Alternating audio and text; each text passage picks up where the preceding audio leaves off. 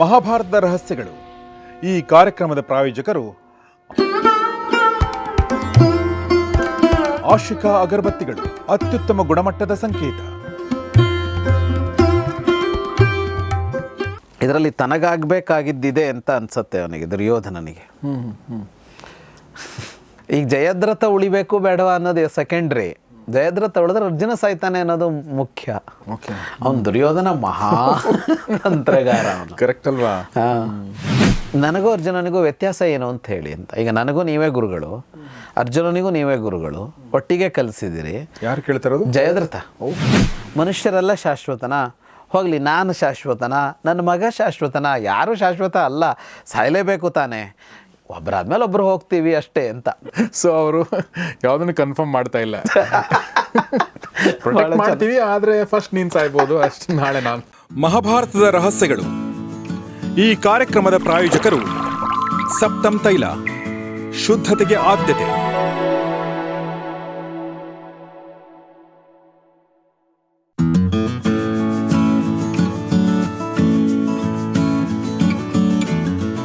ಸ್ನೇಹಿತರೆ ನಮಸ್ಕಾರ. ಗೌರಿ ಶಕ್ಕಿ ಸ್ಟುಡಿಯೋದ ವಿಶೇಷ ಕಾರ್ಯಕ್ರಮ ಮಹಾಭಾರತ ರಹಸ್ಯಗಳು, ದ ಸೀಕ್ರೆಟ್ಸ್ ಆಫ್ ಮಹಾಭಾರತ. ನಿಮಗೆಲ್ಲ ಆತ್ಮೀಯ ಸ್ವಾಗತ.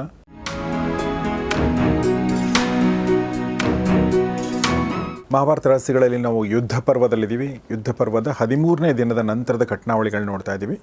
ಈ ಎಲ್ಲ ವಿಚಾರಗಳನ್ನ ನಮಗೆ ಹೇಳೋದಕ್ಕೆ ನಮ್ಮ ಜೊತೆಗೆ ಜಾಯ್ನ್ ಆಗಿದ್ದಾರೆ ನಮ್ಮ ಪ್ರೀತಿಯ ವಿದ್ವಾನ್ Jagadish Sharma Sampa sir. Sir, welcome to the show. ನಮಸ್ತೆ. ಜಯದ್ರಥನ ತೊಳಲಾಟವನ್ನು ಮತ್ತು ಅರ್ಜುನನ ಒಂದು ಪ್ರತಿಜ್ಞೆಯನ್ನು ಎಲ್ಲವನ್ನೂ ಕೂಡ ನಾವು ನೋಡಿದ್ವಿ. ಸೊ ಈಗ ಅವತ್ತಿನ ದಿನ ಇನ್ನು ಮುಗಿತಾ ಇದೆಯಾ? ಅಂದರೆ ಇಲ್ಲ, ಅವತ್ತಿನ ರಾತ್ರಿ ಭಾಳ ಕೆಲಸಗಳು ನಡೆಯುತ್ತೆ, ಅಷ್ಟು ಸುಲಭಕ್ಕಾಗಲ್ಲ ಅದು.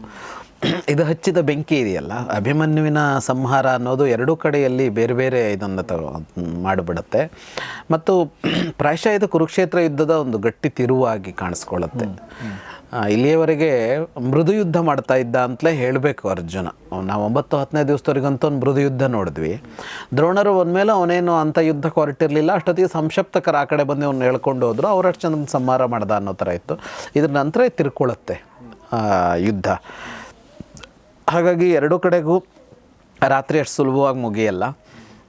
ಜಯದ್ರಥ ಅಂತೂ ಈ ಥರ ಅವನು ವಿಲಾಪ ಮಾಡ್ತಾ ಇರ್ತಾನಲ್ಲ, ಅದಕ್ಕೆ ದುರ್ಯೋಧನ ಅವನನ್ನು ಸಮಾಧಾನ ಮಾಡ್ತಾನೆ. ಅದಕ್ಕೆ ಕಾರಣ ಕೊಡ್ತಾರೆ, ಆತ್ಮಕಾರ್ಯಗರೀಯಸ್ತ್ವಾತ್ ಅಂತ. ಅಂದರೆ ಇದರಲ್ಲಿ ತನಗಾಗಬೇಕಾಗಿದ್ದಿದೆ ಅಂತ ಅನ್ಸತ್ತೆ ಅವನಿಗೆ, ದುರ್ಯೋಧನನಿಗೆ. ದುರ್ಯೋಧನಿಗೆ ಏನನ್ಸುತ್ತೆ? ಇದರಲ್ಲಿ ಜಯದ್ರಥನ ರಕ್ಷಣೆಯಲ್ಲಿ ತನ್ನ ಲಾಭ ಇದೆ ಅಂತ ಅನ್ಸತ್ತೆ ಅವನಿಗೆ, ದುರ್ಯೋಧನನಿಗೆ. ಅಂದರೆ ಈಗ ಜಯದ್ರಥ ನಾಳೆ ಸಾಯದೇ ಇದ್ದರೆ ಅರ್ಜುನ ಸಾಯ್ತಾನಲ್ವಾ? ಅರ್ಜುನ ಅಗ್ನಿ ಪ್ರವೇಶ ಮಾಡ್ತೇನೆ ಅಂತ ಹೇಳಿದಾನಲ್ವಾ? ಅವನು ದುರ್ಯೋಧನ ಮಹಾ ತಂತ್ರಗಾರ ಅವನು. ಕರೆಕ್ಟ್ ಅಲ್ವಾ? ಈಗ ಜಯದ್ರಥ ಉಳಿಬೇಕು ಬೇಡವಾ ಅನ್ನೋದು ಸೆಕೆಂಡ್ರಿ. ಜಯದ್ರಥ ಉಳಿದ್ರೆ ಅರ್ಜುನ ಸಾಯ್ತಾನೆ ಅನ್ನೋದು ಮುಖ್ಯ. ಮೊನ್ನೆ ಪ್ರಶಾಂತ್ ನಾಥ್ ಅವರು ಇಂಟರ್ವ್ಯೂ ಮಾಡ್ತಿರ್ಬೇಕಾದ್ರೆ ಸಿದ್ದರಾಮಯ್ಯನವರು ಮುಖ್ಯಮಂತ್ರಿ ಆಗಿದ್ದಾರೆ, ಈಗ DK ಶಿವಕುಮಾರ್ ಮುಖ್ಯಮಂತ್ರಿ ಆಗೋಕ್ಕೆ ಬಯಸ್ತಾ ಇದ್ದಾರೆ. ಈಗ ಪರಮೇಶ್ವರ್ ಮತ್ತು ಇವರೆಲ್ಲ ಜಾರಕಿಹೊಳಿ ಇವರೆಲ್ಲ ದಲಿತ ಮುಖ್ಯಮಂತ್ರಿ ಅಂತ ತಂದರೆ ಒಂದು ಕೂಗನ್ನು ಎಬ್ಸಿದ್ರೆ ಯಾರಿಗೆ ಲಾಭ? ಸಿದ್ದರಾಮಯ್ಯನವ್ರಿಗೆ ಲಾಭ. ಯಾಕೆಂದರೆ ಇವರು DCM ಆಗಬೇಕನ್ನೋದು ಒಂದು ಕೂಗಿದೆಯಲ್ಲ, ಅದಕ್ಕೆ ಹಿನ್ನಡೆ ಆಗುತ್ತೆ. ಅದು ಇಲ್ಲಿ ದಲಿತ ಮುಖ್ಯಮಂತ್ರಿ ಆಗೋ ಪ್ರಶ್ನೆ ಇಲ್ಲ. ಇಲ್ಲಿ ಪ್ರಶ್ನೆ ಇರೋದು DCM ಶಿವಕುಮಾರ್ ಅವ್ರನ್ನ ತಡೆಯೋದು. ನನಗೆ ಸುಮ್ಮನೆ ನೆನಪು ಬಂತು ನೀವು ಹೇಳ್ತಿರ್ಬೇಕಲ್ಲ, ರಾಜಕೀಯ ತಂತ್ರಗಾರಿಕೆಗಳು ಅವತ್ತು ಹಾಗೆ ಇತ್ತು, ಇವತ್ತು ಹಾಗೇನೆ. ಅವರು ಬೇರೆ ಥರನೇ ಇರ್ತಾರೆ, ನಮ್ಮ ಥರ ಇರಲ್ಲ ಅವರು. ಅಥವಾ ನಾವು ಒಂದೊಮ್ಮೆ ರಾಜಕಾರಣಿಗಳಾಗಿದ್ರೆ ನಮಗೂ ಅದೇ ಥರ ಯೋಚನೆ ಬರುತ್ತೇನೋ. ನಾವು ಆಗಿಲ್ವಲ್ಲ, ಬರಲ್ಲ ಅದು. ಅವ್ರು ಏನು ಮಾತಾಡ್ತಾರೆ, ಅದು ಹೋಗಿ ಎಲ್ಲಿಗೆ ನಿಲ್ಲಬೇಕು ಅನ್ನೋದೆಲ್ಲ ಬಹಳ ಪ್ಲ್ಯಾನ್ ಇರುತ್ತೆ ಅವ್ರಿಗೆ. ನಮಗೇನು ಕಾಣಿಸುತ್ತೋ ಹೊರಗಡೆಯಲ್ಲಿ ಅದು ಆಗಿರಲ್ಲ, ಅದು ಇನ್ನೇನೋ ಇರುತ್ತೆ. ಅವ್ರ ಲಾಂಗ್ ಟರ್ಮ್ ಗೋಲ್ಗಳು, ಆಮೇಲೆ ಯಾರ ಹೆಗಲ ಮೇಲೆ ಇಟ್ಟು ಹೊಡಿಬೇಕು, ಅದು ಎಲ್ಲಿ ಗುರಿ ಆ್ಯಕ್ಚುಲಿ ಯಾವುದೋ ಗುರಿ ಅಂತ ನಾವು ಅನ್ಕೋತೀವಿ, ಬಟ್ ಗುರಿ ಬೇರೆ ಇರುತ್ತೆ. ಹಾಗಾಗಿ ಅವನಿಗೆ ಅದನ್ನೇ ಹೇಳಿದ್ರು ಅವರು, ಒಂದೇ ಮಾತಲ್ಲೇ ಹೇಳ್ಬಿಟ್ರು, ಆತ್ಮಕಾರ್ಯಗರೀಯಸ್ತ್ವಾತ್ ಅಂತಷ್ಟೇ ಹೇಳಿದ್ರು, ಏನು ಅಂತ ಹೇಳಲಿಲ್ಲ. ತನಗೆ ಇದರಲ್ಲಿ ಆಗೋ ಲಾಭ ಇದೆ ಅಂತ ಅನ್ನಿಸ್ತು ಅವನಿಗೆ, ನನಗೆ ಲಾಭ ಆಗುತ್ತೆ ಇದರಲ್ಲಿ ಅಂತ ಅನ್ನಿಸ್ತು. ಅದನ್ನೇನು ಹೇಳಲಿಲ್ಲ, ಸುಮ್ಮನಿದ್ದ ಅವನು. ಇವನಿಗೆ ಸಮಾಧಾನ ಮಾಡ್ದ. ನಭೇತ್ತವ್ಯಂ ನರವ್ಯಾಘ್ರ, ಯಾಕೆ ಹೆದರ್ತಾ ಇದ್ದಿ ನೀನು? ಇಷ್ಟು ಜನ ಕ್ಷತ್ರಿಯ ವೀರರ ನಡುವೆ ನೀನಿರುವಾಗ ನಿನಗೆ ಯಾವ ಭಯ? ನಾನಿದ್ದೀನಿ, ಕರ್ಣ ಇದ್ದಾನೆ, ಚಿತ್ರಸೇನ ಇದ್ದಾನೆ, ವಿವಿಂಶತಿ ಇದ್ದಾನೆ, ಭೂರಿಶ್ರವ ಇದ್ದಾನೆ, ಶಲ, ಶಲ್ಯ, ವೃಷಸೇನ, ಪುರುಮಿತ್ರ, ಜಯ, ಭೋಜ, ಕಾಂಬೋಜ, ಸುದಕ್ಷಿಣ, ಸತ್ಯವ್ರತ, ವಿಕರ್ಣ, ದುರ್ಮುಖ ಪಟ್ಟಿ ಕೊಡ್ತಾನೆ. ಅಂದರೆ ಅಲ್ಲಿ ಕೂತಿದ್ರು ಅವರೆಲ್ಲ ಅಂತ ಅರ್ಥ. ದುಶ್ಯಾಸನ, ಸುಬಾಹು, ಕಲಿಂಗ, ವಿಂದ, ಅನುವಿಂದ ಇವರೆಲ್ಲ ಇದ್ದಾರೆ ಅಂತ. ಇದ್ರ ಜೊತೆಗೆ ಬೇರೆ ಇವರು ಇದ್ದಾರಲ್ಲ, ಈಗ ಅಲ್ಲಿ ಕೂತಿರಲಿಲ್ಲ ದ್ರೋಣರು ಎಲ್ಲ, ದ್ರೋಣರಿದ್ದಾರೆ, ಅಶ್ವತ್ಥಾಮ ಇದ್ದಾನೆ, ಶಕುನಿ ಇದ್ದಾನೆ. ಹೀಗೆ ಇಷ್ಟೆಲ್ಲ ಜನ ಇರುವಾಗ ಒಬ್ಬ ಅರ್ಜುನನಿಗೆ ಏನು ಮಾಡೋದಕ್ಕೆ ಸಾಧ್ಯ ಆಗತ್ತೆ? ಆಮೇಲೆ ನನ್ನದು 11 ಅಕ್ಷೌಹಿಣಿ ಸೈನ್ಯ ಇದೆ, ಇಡೀ ಅಕ್ಷೌಹಿಣಿ ಸೈನ್ಯ ರಕ್ಷಣೆ ನಿಲ್ಲತ್ತೆ ಬಿಡು ಅಂತ ಹೇಳ್ತಾನೆ. ನೀವು ಹೇಳಿದ್ರಲ್ವಾ ಹಿಂದಿನ ಸಂಚಿಕೆಯಲ್ಲಿ ಹೇಳಿದ್ರೆ, ಅವನಿಗೆ ಹಂಗೆ ಹೇಳೋರು ಒಬ್ರು ಬೇಕಿದೆ ಜಯದ್ರಥನಿಗೆ ಅಂತ. ಅವನಿಗೂ ಹಾಗೆ, ಅವನಿಗೆ ನಾನು ಉಳ್ಕೋಬೇಕು, ನಾನು ಉಳ್ಕೊಳ್ಳೋದಕ್ಕೆ ನಿಂದಿಷ್ಟು ನನಗೆ ವೆಚ್ಚ ಮಾಡು ಅಂತ ಹೇಳಕ್ಕೆ ಬಂದಿದ್ದಾನೆ. ಹೆಂಗಿದ್ದಾರೆ ಇವರೆಲ್ಲ ಅಂದರೆ, ಇವರು ಎಲ್ಲರಿಗೂ ಅವ್ರವ್ರದೇ ಉದ್ದೇಶ. ಈಗ ನಾಳೆ ಇಡೀ ದಿನದ ಒಂದು ಯುದ್ಧದಲ್ಲಿ ತನ್ನ ರಕ್ಷಣೆಗಾಗಿ 11 ಅಕ್ಷೌಹಿಣಿ ಸೈನ್ಯ ಮತ್ತು ಎಲ್ಲ ವೀರರು ನಿಲ್ಲಬೇಕು ಅಂತ ಜಯದ್ರಥ ಬಯಸ್ತಾನೆ ಅಂದರೆ, ಅವನ ನಿಷ್ಠೆ ದುರ್ಯೋಧನನ ಮೇಲೋ ಅಥವಾ ದುರ್ಯೋಧನನ ಗೆಲುವಿನ ಮೇಲೋ ಅಲ್ಲ. ಈಗ ನಾನು ಉಳ್ಕೋಬೇಕು ಅಂತ ಆಗಿಬಿಡುತ್ತಲ್ಲ. ಹಾಗಾಗಿ ದುರ್ಯೋಧನನ ಪಕ್ಷದಲ್ಲಿ ಇದ್ದವರೆಲ್ಲ ಹೆಚ್ಚಿನವರು ಇಂಥವ್ರೆ. ಅವ್ರ ಸುತ್ತನೇ ಬದುಕ್ತಾ ಇದ್ದಾರೆ, ಅವ್ರ ಸುತ್ತನೇ ತಿರುಗುತ್ತಾ ಇದ್ದಾರೆ. ಈಗ ಇಡೀ ದಿನ ಒಂದು ಇಷ್ಟು ದೊಡ್ಡ ಸೈನ್ಯ ನನ್ನ ಒಬ್ಬನ ರಕ್ಷಣೆಗೆ ನಿಲ್ಲಿ ಅಂತ ಒಬ್ಬ ಕೇಳ್ತಾನೆ ಅಂದರೆ ಪಕ್ಕ ಅವನು ಇಷ್ಟ ಅಲ್ಲ. ಅವನು ಆಮೇಲೆ ಅವನು ಭಯ ಸರ್, ಬೇಸಿಕಲಿ ಅವನಿಗೆ ಅವ್ನು ನಿಲ್ಲುತ್ತೆ ಅಂತ ಅವ್ನಿಗೆ ನಂಬಿಕೆ ಇಲ್ಲ, ನಿಲ್ಲಿನ ಆಸೆ ಅಷ್ಟೇ ಬಿಟ್ರೆ ನಿಲ್ಲುತ್ತೆ ನಂಬಿಕೆ ಇಲ್ಲ ಅವನಿಗಿಲ್ಲ. ಇಲ್ಲ ಆಮೇಲೆ ಅದು ಆ ಟೈಮಲ್ಲಿ ಹಂಗಾಗುತ್ತಲ್ಲ, ಎಲ್ಲೋ ಬನ್ನಿ ನನ್ನ ಸುತ್ತಾನೆ. ಅವ್ನಿಗೆ ಹೆಂಗಾಗಿದೆ ಅಂದರೆ, ನನ್ನ ಪ್ರಕಾರ ಚಕ್ರವ್ಯೂಹ ರಚನೆ ಮಾಡಿ ನಾನು ಒಳಗಡೆ ಕೂತ್ಕೋತೀನಿ, ನೀವು ಯುದ್ಧ ಮಾಡಿ ಅನ್ನೋ ಥರ ಲೆವೆಲಿಗೆ ಹೋಗ್ತೀವಿ. ಚಕ್ರವ್ಯೂಹನೂ ಅಲ್ಲ, ಅರ್ಜುನ ಬಂದರೆ ಚಕ್ರವ್ಯೂಹ ಲೆಕ್ಕಕ್ಕಿಲ್ಲ, ಅದನ್ನು ಲೆಕ್ಕಕ್ಕಿಲ್ಲ. ಸೊ ಅದಕ್ಕೆ ಅವನಿಗೆ ಭಯಪ್ಪ. ಹಾಗಾಗಿ ಇದೆಲ್ಲ ಹೇಳ್ತಾನೆ ಅವನು. ಇಷ್ಟೆಲ್ಲ ಇರುವಾಗ ಎಲ್ಲರೂ ನಿನಗೆ ಇದು ಮಾಡುತ್ತೀವಿ ಅಂತ ಇಷ್ಟು ಸಮಾಧಾನ ಮಾಡಿದ ಮೇಲೂ ಅವನು ಸಮಾಧಾನಗೊಳ್ಳಲ್ಲ. ಅದಕ್ಕೆ ಏನು ಮಾಡ್ತಾನೆ ಅಂದರೆ, ಇವರೆಲ್ಲರನ್ನೂ ಸೇರಿಸ್ಕೊಂಡು ಅವನನ್ನು ಕರ್ಕೊಂಡು ದ್ರೋಣರ ಶಿಬಿರಕ್ಕೆ ಹೋಗ್ತಾನೆ ದುರ್ಯೋಧನ. ರಾತ್ರಿಯಲ್ಲೇ ಹೋಗಿ ದ್ರೋಣರಿಗೆ ನಮಸ್ಕಾರ ಮಾಡಿ ಎಲ್ಲರೂ ಕುಳಿತುಕೊಳ್ತಾರೆ. ಅಲ್ಲಿ ಕುಳಿತುಕೊಂಡ ಮೇಲೆ ಈ ಜಯದ್ರಥ ಕೇಳ್ತಾನೆ, ಜಯದ್ರಥನ ಪ್ರಶ್ನೆ, ನಿಮಿತ್ತೇ ದೂರಪಾತಿತ್ವೇ ಲಘುತ್ವೇ ದೃಢವೇದನೆ ಮಮಬ್ರವೀತು ಭಗವಾನ್ ವಿಶೇಷಂ ಫಲ್ಗುನಸ್ಯ ಚ ವಿದ್ಯಾವಿಶೇಷಮಿಚ್ಛಾಮಿ ಜ್ಞಾತುಮಾಚಾರ್ಯ ತತ್ವತಃ ಅಂತ. ಅಂದರೆ ನನಗೂ ಅರ್ಜುನನಿಗೂ ವ್ಯತ್ಯಾಸ ಏನು ಅಂತ ಹೇಳಿ ಅಂತ. ಈಗ ನನಗೂ ನೀವೇ ಗುರುಗಳು, ಅರ್ಜುನನಿಗೂ ನೀವೇ ಗುರುಗಳು, ಒಟ್ಟಿಗೆ ಕಲಿಸಿದಿರಿ. ಯಾರು ಕೇಳ್ತಾರೋದು? ಜಯದ್ರಥ. ಓಕೆ. ನನಗೂ ಅವನಿಗೂ ಏನು ವ್ಯತ್ಯಾಸ? ದೂರದಲ್ಲಿದ್ದವನನ್ನು ಹೊಡೆಯೋ ವಿಷಯ ಇರ್ಬೋದು, ಅಥವಾ ಒಂದರ ಹಿಂದೊಂದು ಬಾಣವನ್ನು ಇದು ಮಾಡೋದಿರ್ಬೋದು. ಇಂತಹ ಎಲ್ಲ ಯುದ್ಧ ತಂತ್ರಗಳೆಲ್ಲ ಇವೆಯಲ್ಲ, ಇವುಗಳ ಏನು ವ್ಯತ್ಯಾಸ ನಮ್ಮಿಬ್ಬರಲ್ಲಿ? ಅವನು ಹೇಗೆ ನನಗಿಂತ ಹೆಚ್ಚು ಅಂತ ಹೇಳಿ ಅಂತ. ವಿದ್ಯಾ ವಿಶೇಷಂ ಅಂತ. ಅವನಿಗೇನು ಸಾಮರ್ಥ್ಯ ಹೆಚ್ಚಿದೆ ನನಗಿಂತ ಅಂತ ಕೇಳ್ತಾನೆ. ಅದಕ್ಕೆ ದ್ರೋಣರೇ ಹೇಳ್ತಾರೆ, ನಿಮಗೆ ಇಬ್ಬರಿಗೂ ಒಂದೇ ಗುರು, ನಾನೇ ನಿಮಗಿಬ್ಬರಿಗೂ ಕಲಿಸಿದ್ದು, ಒಟ್ಟಿಗೆ ಕಲಿಸಿದ್ದು ಅಂತ ಕೂಡ. ಆದರೆ ಯೋಗ ಮತ್ತು ದುಃಖ ಎರಡು ಇವತ್ತು ಅವನ ಜೊತೆಗೆ ಗಟ್ಟಿಯಾಗಿ ನಿಂತಿದೆ ಅಂತ. ಅಂದರೆ ಯೋಗ ಮತ್ತು ದುಃಖ ಅಂದರೆ ಏನಂದ್ರೆ, ಮಗ ಸತ್ತಿದ್ದಾನೆ ಅನ್ನುವ ನೋವಿದೆಯಲ್ಲ, ಅದೊಂದು ಅವನ ಶಕ್ತಿ. ಈಗ ಈ ಯೋಚನೆಗಳೆಲ್ಲ ಹೆಂಗಿರುತ್ತೆ ನೋಡಿ. ಯಾಕೆಂದರೆ ಅಂಥ ಹೊತ್ತು ಬಂದಾಗ ದುರ್ಬಲನೂ ಸಮರ್ಥನಾಗಿಬಿಡ್ತಾನೆ. ಕರೆಕ್ಟ್. ಈಗ ಕೆಲವು ಹೊತ್ತಿನಲ್ಲಿ ಈಗ ನಮ್ಮ ಪ್ರಾಣ ರಕ್ಷಣೆಯೋ ಇನ್ನೊಂದಕ್ಕೋ ಅಂತ ಅಂದಾಗ ಎಂಥ ದುರ್ಬಲನಿಗೂ ಒಂದು ಶಕ್ತಿ ಬಂದ್ಬಿಡತ್ತೆ ಅಂತ ನೋಡ್ತೀವಲ್ಲ ನಾವು. ಅಂಥದ್ರಲ್ಲಿ ಅರ್ಜುನನಿಗೆ ಏನಾಗಿದೆ, ಮಗ ಸತ್ತ ಅಂಥ ನೋವಿದೆ ಈಗ ಒಂದು. ಎರಡನೇದು, ಅವನಿಗೆ ಯೋಗ ಇದೆ ಅಂತ. ಯೋಗ ಅಂದರೆ ಅದೃಷ್ಟ ಅಂತ ಮಾತ್ರ ಅಲ್ಲ, ಅವನು ಯೋಗ ಸಿದ್ಧಿ ಇದೆ ಅಂತ, ವಿದ್ಯಾಯೋಗದ ಸಿದ್ಧಿಗಳಿವೆ ಅವನಿಗೆ ಅಂತ.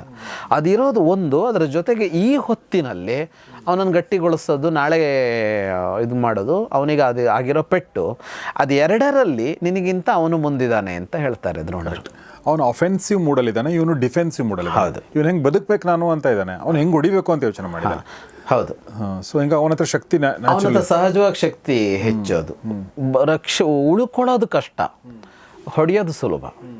ಹೆಂಗಾದರೂ ಹೊಡಿಬೋದಲ್ಲ ಅಂದ್ಬಿಟ್ಟು. ಈ ಮಹಾಭಾರತ ಯಾಕೆ ಅಂದರೆ ಎಷ್ಟೆಷ್ಟು ಹೆಜ್ಜೆ ಇಟ್ಟರು ಎಷ್ಟು ಚೆನ್ನಾಗಿದೆಯಲ್ಲ ಅಂತ ಅನ್ಸೋದು ಇದಕ್ಕೆ ಅಂತಂದರೆ, ಪ್ರತಿ ಒಂದು ಹಂತದಲ್ಲೂ ಎಷ್ಟು ಸೂಕ್ಷ್ಮವಾದ ವಿವೇಚನೆಗಳು. ಕರೆಕ್ಟ್. ಮೊನ್ನೆ ಒಂದು ಪ್ರಶ್ನೆ, ಇದು ಮಹಾಭಾರತ ಒಂದು ಓದಿದರೆ ಬೇರೆ ಏನೋ ಓದೋದು ಬೇಕಾಗಿಲ್ಲ ಅಂತ ಹೇಳಿದ್ದನ್ನು ಕೆಲವೊಬ್ರು ಅಪಾರ್ಥ ಮಾಡ್ಕೊಂಡಿದ್ದಾರೆ.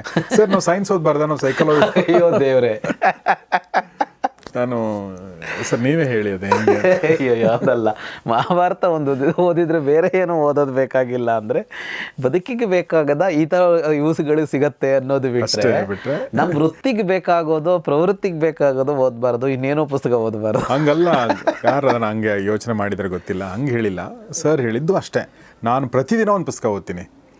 ಪ್ರತಿದಿನ ಅಂದರೆ ಪ್ರತಿದಿನ ಒಂದು ಪುಸ್ತಕ ಮುಗಿಸ್ತೀನಿ ಅಂತಲ್ಲ, ಪ್ರತಿದಿನ ಏನಾದರೂ ಓದ್ತಾನೆ ಇರ್ತೀನಿ. ಸೇಪಿಯನ್ಸ್ ಶುರು ಮಾಡ್ಕೊಂಡಿದ್ದೀನಿ, ಯುವಲ್ ನೋ ಹರಾರಿದು. ಅದ್ರ ಜೊತೆಗೆ ಈಗ ನಮ್ಮ ಗುಹಾಂತರ ರೆಸಾರ್ಟ್ ಓನರ್ ಸಾನಾ ರಮೇಶ್ ಅವರು ಒಂದು ಬಯೋಗ್ರಫಿ ಬರೆದಿದ್ದಾರೆ, ಆ ಪುಸ್ತಕನ ಓದ್ತಾ ಇದ್ದೀನಿ, ತುಂಬ ಚೆನ್ನಾಗಿದೆ.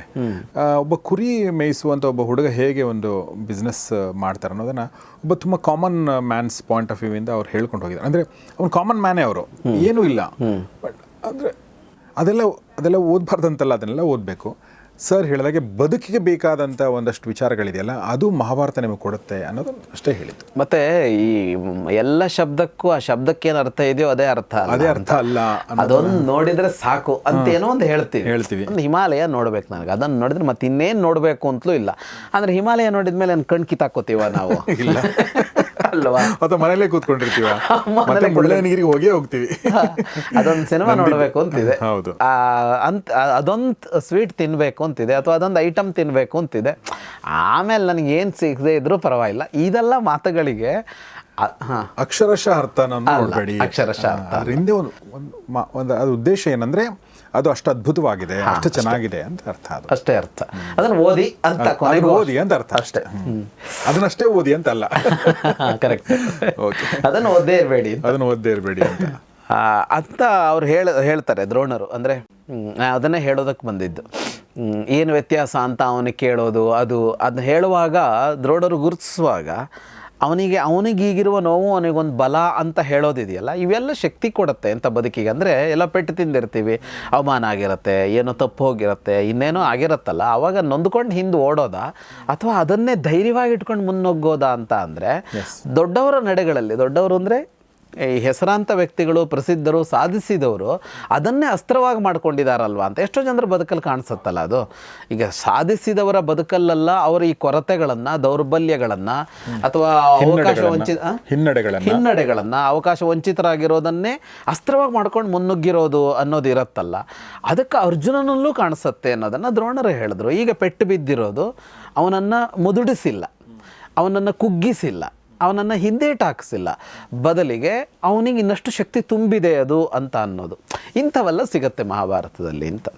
ಈ ಬೇರೆ ಕಡೆಗೂ ಸಿಗ್ಬೋದು, ಇಲ್ಲಿ ಮಾತ್ರ ಸಿಗತ್ತೆ ಅಂತಲ್ಲ, ಇಲ್ಲಂತೂ ವ್ಯಾಪಕವಾಗಿ ಸಮಗ್ರವಾಗಿ ಸಿಗುತ್ತೆ. ಹಾಗೆ ಹೇಳಿ ಅವನಿಗೆ ಸಮಾಧಾನ ಮಾಡ್ತಾರೆ ದ್ರೋಣರು. ನೀನು ದುಃಖಿಸಬೇಕಾಗಿಲ್ಲ, ನಿನ್ನನ್ನು ನಾನು ರಕ್ಷಣೆ ಮಾಡ್ತೀನಿ ಅಂತ. ಅಂದರೆ ದುರ್ಯೋಧನ ನಾವೆಲ್ಲ ಸೇರಿ ರಕ್ಷಣೆ ಮಾಡ್ತೀವಿ ಅಂತ ಹೇಳ್ತಾನಲ್ಲ, ದ್ರೋಣರು ಹೇಳ್ತಾರೆ ನಾನು ನಿನ್ನ ಜೊತೆ ನಿಲ್ತೀನಿ, ನಾನೇ ನಿನ್ನನ್ನು ರಕ್ಷಿಸೋದಕ್ಕೆ ನಿಂತರೆ ದೇವತೆಗಳಿಗೂ ಏನೂ ಮಾಡೋಕ್ಕಾಗಲ್ಲ, ನನ್ನಿಂದ ರಕ್ಷಿಸಲ್ಪಟ್ಟವನನ್ನು ದೇವತೆಗಳು ಕೊಲ್ಲಾರರು ಅಂತ. ಹಾಗಾಗಿ ನಿನ್ನನ್ನು ಸಂಪೂರ್ಣವಾಗಿ ನಾಳೆ ರಕ್ಷಿಸುವ ಹೊಣೆ ನನ್ನದು ಅಂತ ದ್ರೋಣರು ಅವನಿಗೆ ಮಾತು ಕೊಡ್ತಾರೆ. ಅವನಿಗೆ ಬೇಕಾಗಿದ್ದು ಇದೆ, ಅವನಿಗೆ ಈ ಥರ ಮಾತುಗಳೇ ಬೇಕಾಗಿರೋದು. 4 ಜನ ಹೇಳ್ಬೇಕು ಅವನಿಗೆ, ನಾನಿದ್ದೀನಿ. ಅದು ದೊಡ್ಡವರು ಹೇಳಬೇಕು, ಗಟ್ಟಿರೋರು ಹೇಳಬೇಕು. ನಾಳೆ ಒಂದು ವ್ಯೂಹ ರಚಿಸ್ತೀನಿ ನಾನು, ಅದನ್ನು ಅರ್ಜುನನಿಗೂ ಅದನ್ನು ಮುರಿಯೋಕ್ಕಾಗಲ್ಲ ಅಂತ ವ್ಯೂಹ ರಚಿಸ್ತೀನಿ ಅಂತ ಹೇಳ್ತಾರೆ. ವ್ಯೂಹಿಷ್ಯಾಮಿ ಚ ತಂ ವ್ಯೂಹಂ ಎಂ ಪಾರ್ಥೋನ ತರಿಷ್ಯತಿ ಅಂತ. ಅವನಿಗೂ ಕೂಡ ಅದನ್ನು ಮುರಿಯೋಕ್ಕಾಗಲ್ಲ ಅಂಥದ್ದೊಂದನ್ನು ನಾನು ನಾಳೆ ವ್ಯೂಹ ರಚಿಸ್ತೀನಿ, ನೀನೇನು ಯೋಚನೆ ಮಾಡಬೇಡ, ನಿನ್ನ ಧರ್ಮ ಏನೋ ಅದನ್ನು ನೀ ಪಾಲನೆ ಮಾಡು ಅಂತ. ಏನು ನಿನ್ನ ಧರ್ಮ ಅಂದರೆ ಯುದ್ಧ ಮಾಡೋದು ನಿನ್ನ ಧರ್ಮ, ನೀನಷ್ಟಕ್ಕೆ ಯುದ್ಧ ಮಾಡ್ಕೊಂಡಿರು. ತಸ್ಮಾತ್ ಯುದ್ಧಸ್ವ ಮಾ ಭಯಸ್ತ್ವಂ. ಭಯ ನಿನ್ನ ಧರ್ಮ ಅಲ್ಲ, ನೀನೊಬ್ಬ ಕ್ಷತ್ರಿಯನಾಗಿ ಭಯ ನಿನ್ನ ಧರ್ಮ ಅಲ್ಲ, ಯುದ್ಧ ಮಾಡೋದು ನಿನ್ನ ಧರ್ಮ, ನಿನ್ನನ್ನು ಕಾಪಾಡೋ ಹೊಣೆ ನಂದು, ಅದನ್ನು ಬಿಟ್ಬಿಡು ಅಂತ. ನಿನ್ನ ಹಿಂದಿನವರೆಲ್ಲ ಹೀಗೆ ಮಾಡ್ಕೊಂಬಂದಿದ್ದಾರೆ, ಅಷ್ಟೇ ನೀ ಮಾಡ್ಕೊಂಡು ಹೋಗು ಅಂತ ಹೇಳಿ ಸಮಾಧಾನ ಮಾಡ್ತಾರೆ. ನೋಡು, ನೀನು ವೇದಗಳನ್ನು ಓದಿದೀಯಾ, ಅಧಿತ್ಯ ವಿಧಿವತ್ ವೇದಗಳನ್ನೆಲ್ಲ ಓದಿದೀಯ ನೀನು. ಆಮೇಲೆ ನೀನು ಅಗ್ನಿಯ ಮೂಲಕ ಯಾಗಗಳನ್ನು ಮಾಡಿದೀಯಾ, ಎಷ್ಟು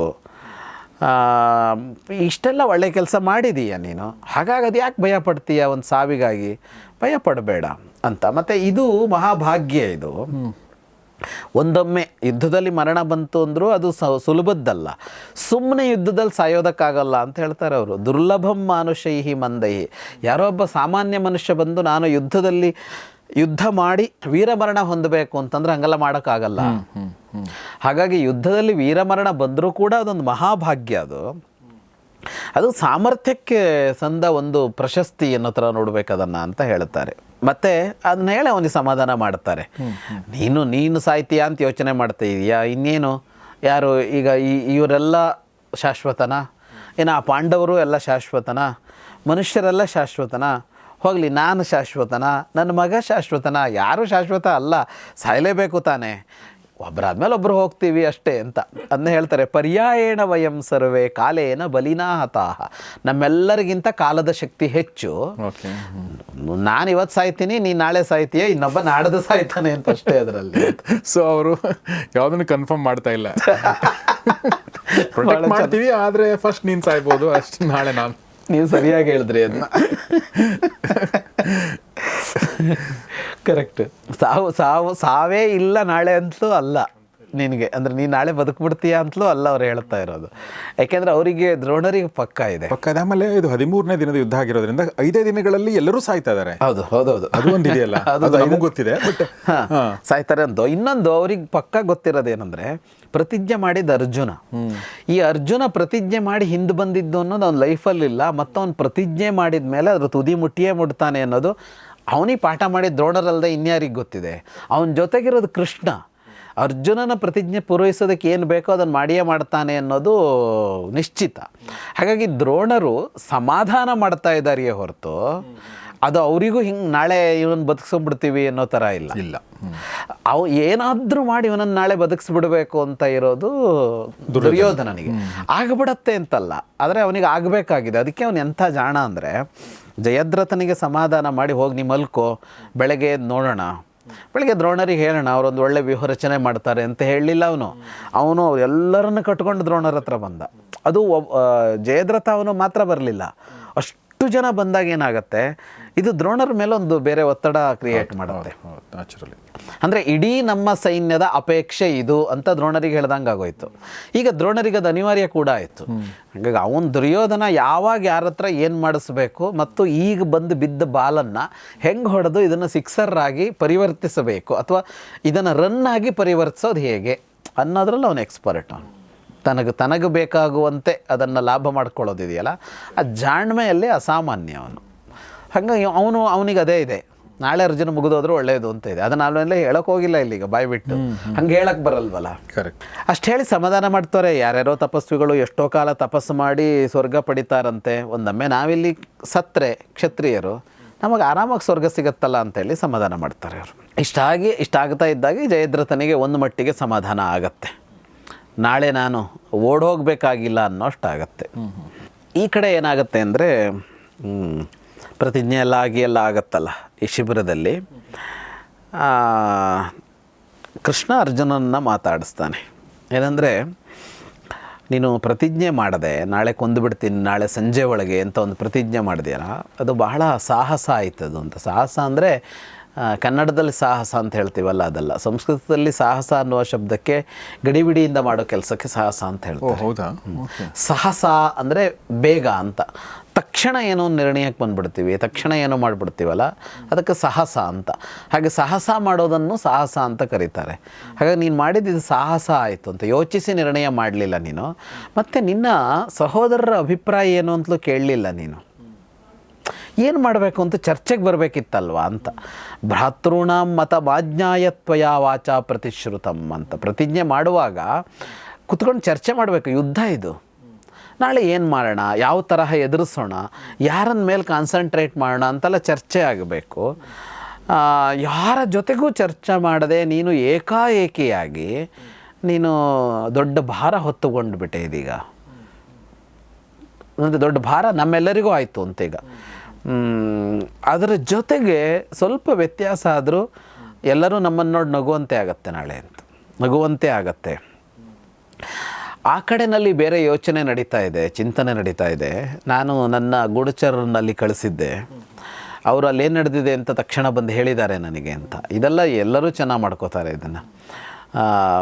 ಅವರು ಬಂದು ಹೇಳಿದ್ದಾರೆ, ನೀನು ಪ್ರತಿಜ್ಞೆ ಮಾಡಿದಾಗ ಇಲ್ಲಿ ಸಿಂಹನಾದ ಆಯಿತು, ರಣವಾದ್ಯಗಳು ಮೊಳಗಿದುವಲ್ಲ, ಅದು ಅವರಿಗೆ ಕೇಳಿಸ್ತಂತೆ. ಅದನ್ನು ಕೇಳಿ ಅವರು ಭಯಗೊಂಡ್ರಂತೆ. ಇದ್ದಕ್ಕಿದ್ದಾಗ ಯಾಕೆ ಸಿಂಹನಾದ ಆಗ್ತಾ ಇದೆ ಅಂತ ಒಂದು ಭಯ ಆಯ್ತಂತೆ ಅವರಿಗೆ.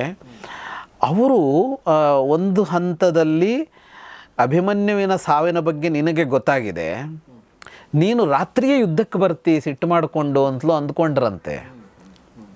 ಸಹಜ ಅಲ್ವಾ ಅದು? ಅರ್ಜುನ್ ಕಿವಿಗೆ ಬಿದ್ದಿರುತ್ತೆ, ಬಿದ್ದ ಕೂಡಲೇ ಎದ್ದು ಬಂದುಬಿಡ್ತಾನೇನೋ ಅವನು ಈಗಲೇ ಅಂತಲೂ ಅಂದ್ಕೊಂಡ್ರಂತೆ. ಆಮೇಲೆ ಅವರಿಗೆ ಗೂಢಚಾರರ ಮೂಲಕ ಗೊತ್ತಾಗಿದ್ದು ನೀನು ಪ್ರತಿಜ್ಞೆ ಮಾಡಿದಿ ಅಂತ ಗೊತ್ತಾಯ್ತಂತೆ. ಹಾಗಾಗಿ ಅವರೆಲ್ಲ ಕಳವಳಕ್ಕೊಳಗಾಗಿ ಭೀತರೂ ಆಗಿ ಎಲ್ಲ ಸೇರಿ ಒಂದು ಸಭೆ ಮಾಡಿದ್ರಂತೆ. ಸಭೆ ಮಾಡಿದಾಗ ಏನಾಯಿತು ಅಂತ ಹೇಳ್ತಾನೆ. ಎಲ್ಲರೂ ಕುಳಿತು ಮಾತಾಡಿದಾಗ ನಿನ್ನ ಪ್ರತಿಜ್ಞೆಯ ಬಗ್ಗೆ ಚರ್ಚೆಯಾಗಿ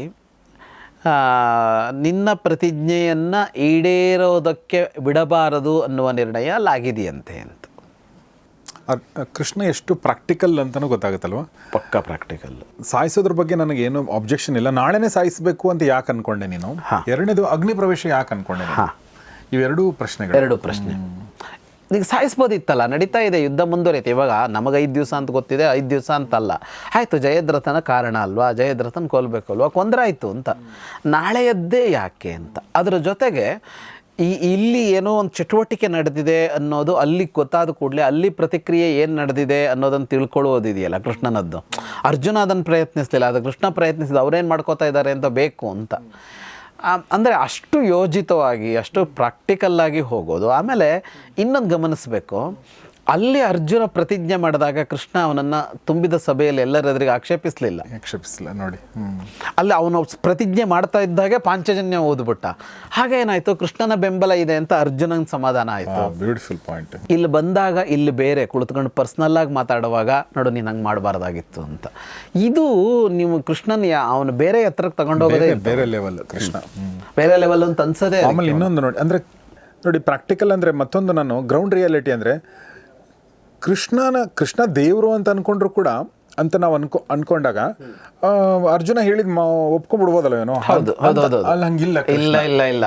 ಈಗ ದೇವರು ಅನ್ನೋ ವಿಷಯ ಬೇರೆ, ಆದರೆ ಇಲ್ಲಿ ಅವನು ವರ್ತಿಸೋದು ಒಬ್ಬ ಮನುಷ್ಯನ ಥರನೇ. ಅಲ್ಲಿ ಇಲ್ಲಿ ನಾವು ನೋಡೋದು ನೀವು ಹೇಳ್ದಾಗೆ, ಹೌದು ಹಂಗೆ ಮಾಡ್ಬೇಕಾ, ಆಯ್ತು ಬಿಡು ಮಾಡ್ತೀನಿ ತಥಾಸ್ತು ಅನ್ನಲ್ಲ. ಅಲ್ಲಿ ಅರ್ಜುನನ ನೋವಿಗೆ ಉಪಶಮನ ಆಗಬೇಕು ಅಂದರೆ ಒಂದು ಪಾಂಚಜನ್ಯ ಓದಬೇಕು. ಆಮೇಲೆ ಆವಾಗಲೇ ಅರ್ಜುನನನ್ನು ನಾವು ಆಕ್ಷೇಪಿಸಿದರೆ ಅರ್ಜುನನ ಉತ್ಸಾಹ ಇಳಿದು ಬಿಡುತ್ತೆ. ನಾಳೆನ ಯುದ್ಧದಲ್ಲೇ ಅರ್ಜುನ ತೊಡಗಿಸ್ಕೊಳ್ಳೋದು ಬೇರೆ ಥರ ಆಗುತ್ತೆ. ಆಮೇಲೆ ಪಾಂಡವರೆಲ್ಲ ಕುಸಿದಿದ್ದಾರೆ, ಈಗ ಅವರಿಗೆ ಉತ್ಸಾಹ ಬರಬೇಕು. ಆದರೆ ಈ ಪ್ಲ್ಯಾನು ಪಕ್ಕಾ ಪ್ಲ್ಯಾನ್ ಬೇರೆ ಮಾಡಬೇಕು. ಕರೆಕ್ಟ್. ಅಷ್ಟು ಪ್ರಾಕ್ಟಿಕಲ್.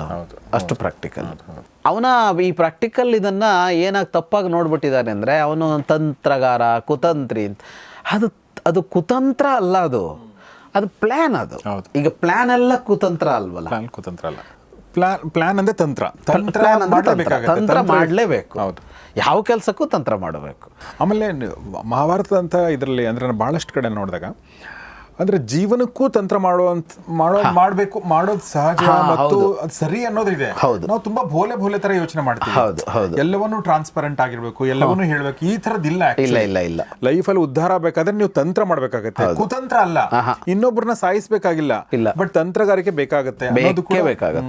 ಎಷ್ಟು ಹೇಳಬೇಕು, ಎಷ್ಟು ಹೇಳಬಾರ್ದು, ಯಾವಾಗ ಹೇಳಬೇಕು, ಯಾವ್ದನ್ನ ಯಾರಿಗೆ ಗೊತ್ತು ಮಾಡಬೇಕು, ಯಾವ್ದನ್ನ ಯಾರಿಗೆ ಗೊತ್ತು ಮಾಡಬಾರ್ದು, ಯಾವಾಗ ಏನು ಮಾಡಬೇಕು, ಇಷ್ಟು ಯೋಜನೆಗಳಿದ್ರೆ ಸಕ್ಸಸ್ ಅನ್ನೋದನ್ನು ಹೇಳ್ತಾ ಇದ್ದಾರೆ.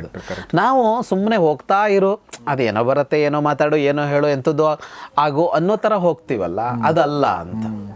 ಈಗ ನೋಡಿ, ಫಾರ್ ಎಕ್ಸಾಂಪಲ್ ಎಲೆಕ್ಷನಲ್ಲಿ ನಾವು ಎಲೆಕ್ಷನ್ ಯಾಕೆ ಗೆಲ್ಲಬೇಕು? ನಿಮ್ಮನ್ನು ಉದ್ಧಾರ ಮಾಡೋಕ್ಕೆ, ದೇಶನ ಉದ್ಧಾರ ಮಾಡೋಕ್ಕೆ ನಮ್ಗೆ ಒಳ್ಳೆ ಉದ್ದೇಶ ಇದೆ, ನೀವು ನಮ್ಗೆ ವೋಟ್ ಹಾಕಿ ಅಂತ ಹೇಳಿ ಹೋಗ್ತಾರೆ ಅವರು.